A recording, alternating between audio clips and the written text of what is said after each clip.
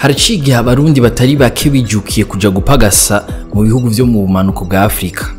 Aho twovuga nka Zambiya, Malawi, Afrika y'Epfo, Tanzaniya na Mozambique. Benshi mu gushikayo bafata inzira yo mu kinywabi.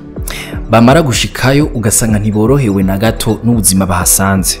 Hari n'igihe bafatwa bakirukanwa aho naho batibwe canke ngo baborezwe igufa. Uno Musi twashatse kugaruka ku buzima bw'Abarundi baba muri ivyo bice vya Afrika. Niyo nkuru nyamukuru tuzakurabira hamwe. Mwiriwe ni David, nizere ko meze neza. Ikinyamakuru iwacu caragarutse kuri ico kibazo. Mu kiganiro cagiranye n'userukira hamwe ONLCT gishinze kugwanya ubukozi bw'ikibi ndengambibe, yaratanze ibiharuro bimwe bimwe. Yamenyesheje ko mu kw'icumi na rimwe kwa 2023 Abarundi barenga 90 bari bafungiwe mu mahohero yo muri Afrika y'Epfo. Batatu muri bo barapfuye bahitanywe n'inzara. Kubwa Prime Mbarubukeye aserukira iryo shirahamwe ngo vyoba bibagora kugaruka mu Burundi gusubirishamo impapuro zataye igihe. Ugasanga rero biva ku kubura itike ryo kugenda no kugaruka. Ngo hari kandi n'abahagarikwa ku kibuga c'indege bariko bagerageza gutaha mu gihugu c'amavukiro. Tugaruke gato ku buzima usanga abo Barundi babayemo. Dufate muri Afrika y'Epfo. Yaga yaraganiriye n'umurundi kazi yabaye muri ico gihugu imyaka 10 mu gisagara ca Durban. Ico gihe uwo bubakanye we Niyo yarakiba.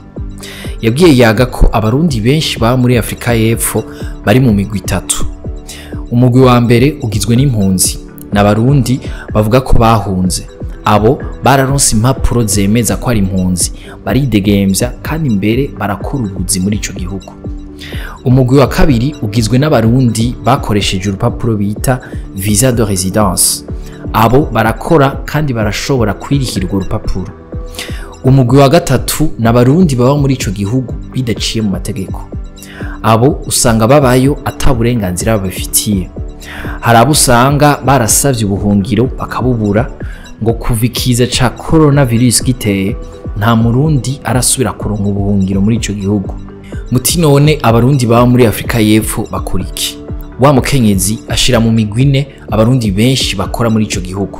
Umugwi wa mbere urimo Abarundi biyungunganya, benshi baramwa, abacoiffeur kandi birabatunze. Umugwi wa kabiri ukora akazi ko gutwara abantu n'amataxi. Ako kazi gakora abantu bifise kuko bishobora abafise imodoka zabo kandi nziza. Umugwi wa gatatu ukora akazi ko gushikana ifungurwa livraison ziva mu buriro zija mu mihana. Abo bakoresha ipikipiki zabo canke iz'abakoresha babo. Ikibazo nuko Abarundi bakora ku kazi bagira amasanganya menshi, ngo abatari bake ntibaba bazi gisagara canke kunyonga neza. Umugwi wa kane nawo ngurimwo abakora akazi k'izamu. Kukijanye n'igituma Abarundi bishika bagafungwa muri ico gihugu, yavuze ko benshi mu bafungwa baba bafashwe badafise uruhusha rubemerera kuba muri ico gihugu. Abandi nabo bagafatwa bariko baradandaza batabifitiye uruhusha canke bariko bihereza ibyayuramutwe. Umuntu yo kwibaza uko ibibazo bishikira Abarundi baja mu bihugu vyo muri Afrika y'umanuko vyohera. Igihe vyagaragara ko benshi mu Barundi bagirira ibibazo muri ivyo bihugu, umushikiranganje w'imigenderanire y'u Burundi n'amakungu Albert Shingiro yaragize icavuga ngo Umurundi asaba impapuro z'inzira aja mu bihugu biri mu muryango wa SADC agiye kuzaravuga iyo agiye n'ikiringa azomarayo. Iyo ngingo yayishikirije imbere y'inama nshingamateka ku itariki 12/2024. Ico gihe bari bamubajije igituma Abarundi bagirira ingorane mu bihugu barimwo hama bakabura ubutabazi.